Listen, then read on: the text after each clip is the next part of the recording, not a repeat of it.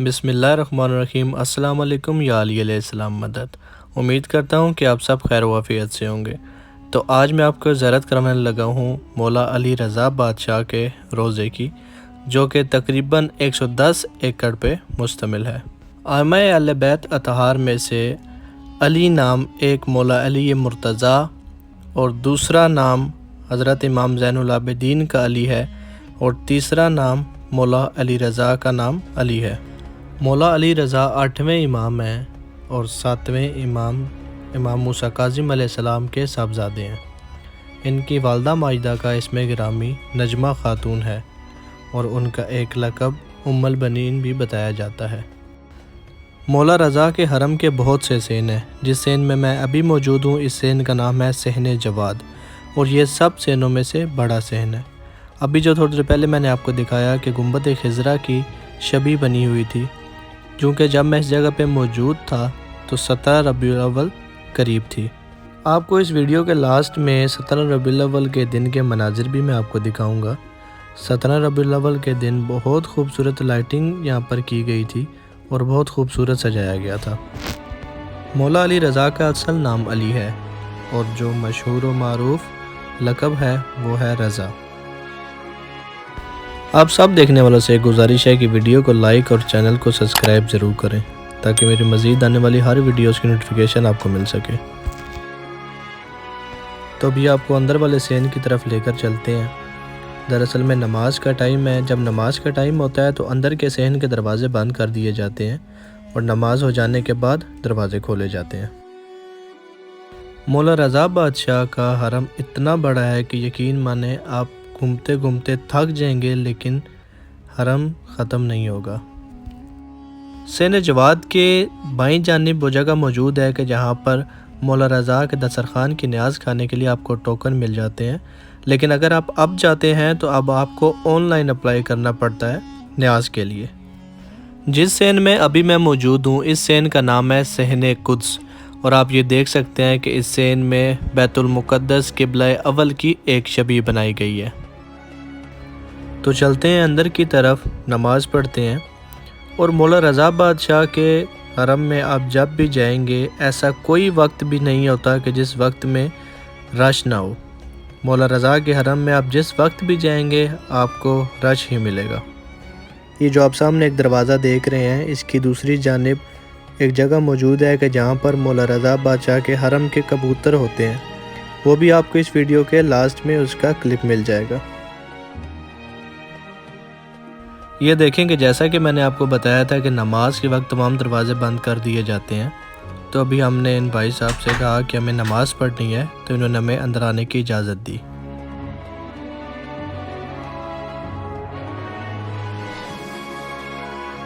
आप माशाअल्लाह ये रश देख सकते हैं। और ये सिर्फ इस जगह पर नहीं है, मौला रज़ा के जितने भी सहन मौजूद हैं हरम के, आपको हर सहन में नमाजियों का ऐसे ही रश नज़र आएगा।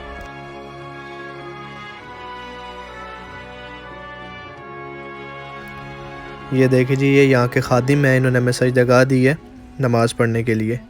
अभी नमाज़ पढ़ते हैं और नमाज के बाद आपको आगे की तरफ लेके चलते हैं।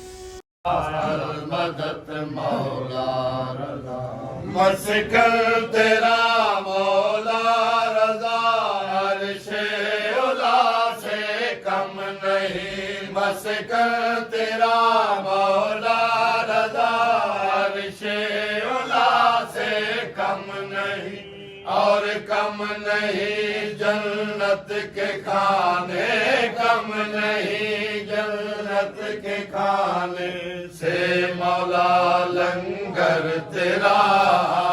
अल मदद मौला रज़ा, अल मदद मौला रज़ा, अल मदद मौला रज़ा, अल मदद मौला।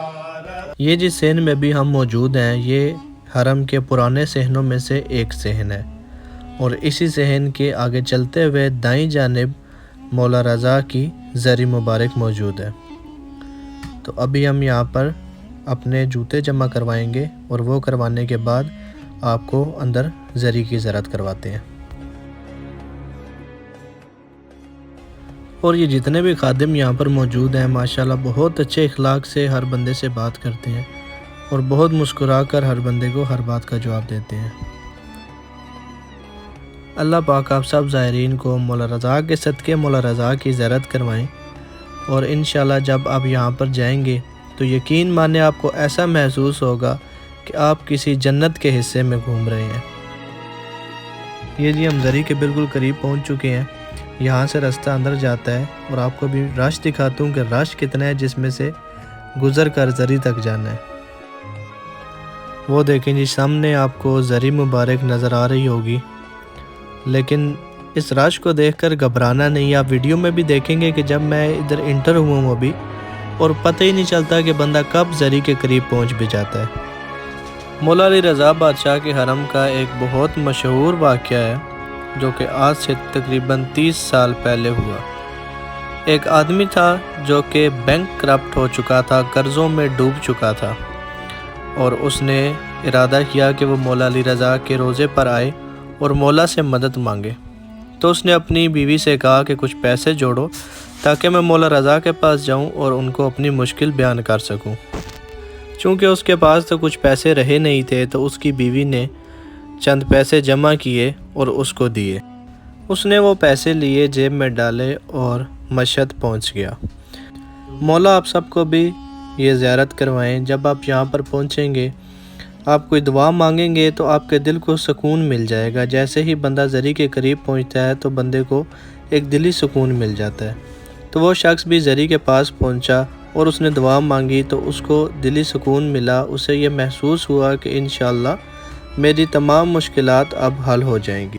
وہ آدمی دل ہی دل میں سوچنے لگا کہ اب میں تیراک جاؤں گا تو پتہ چلے گا کہ مشکل حل ہو گئی یا نہیں، لیکن جب اس کے دل کو سکون آیا تو اس نے مولا کا شکریہ ادا کیا اور وہاں سے باہر نکلا۔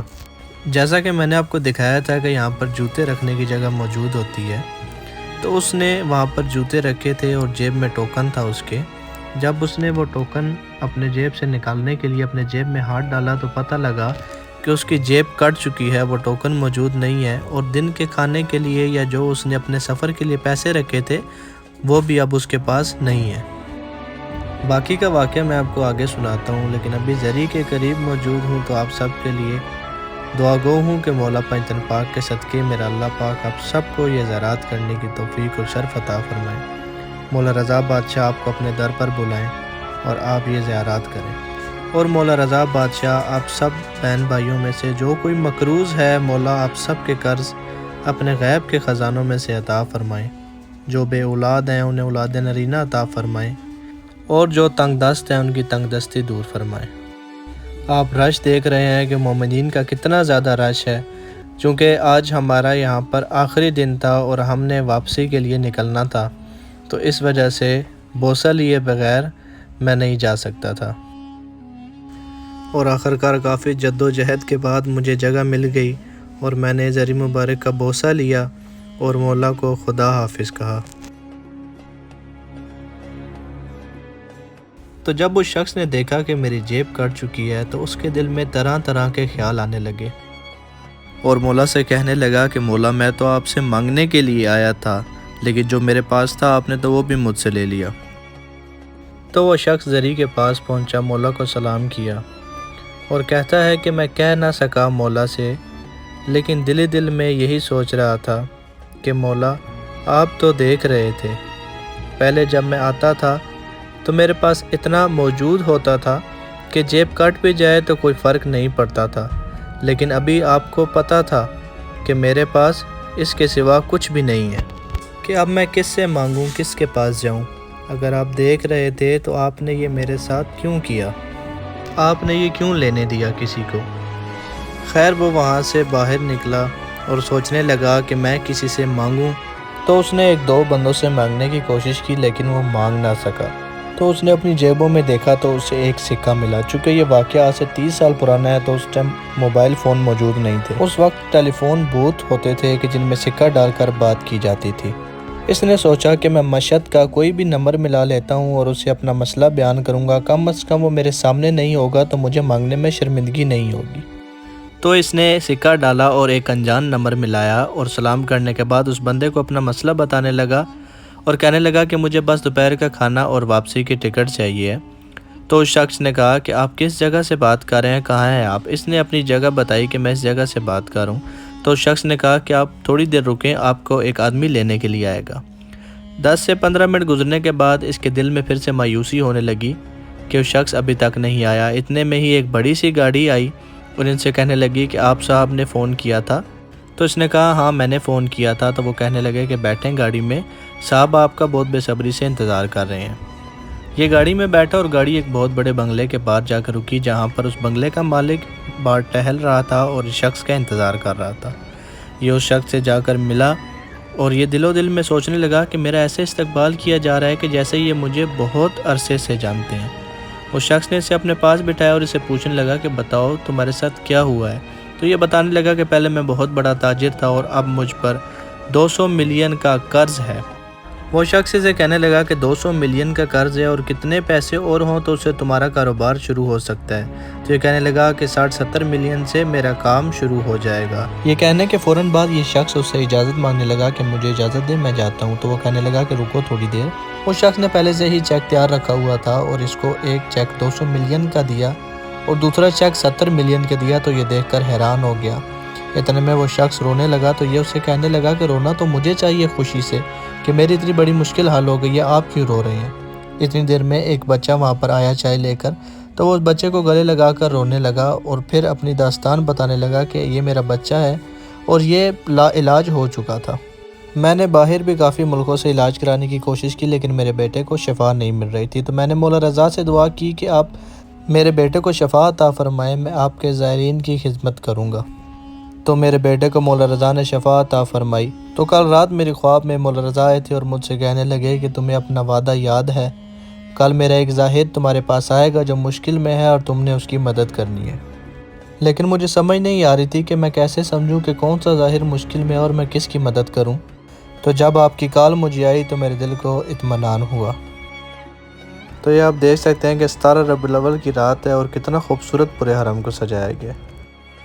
تو اسی کے ساتھ آپ سے اجازت چاہوں گا۔ خدا حافظ۔ یا علی علیہ السلام مدد۔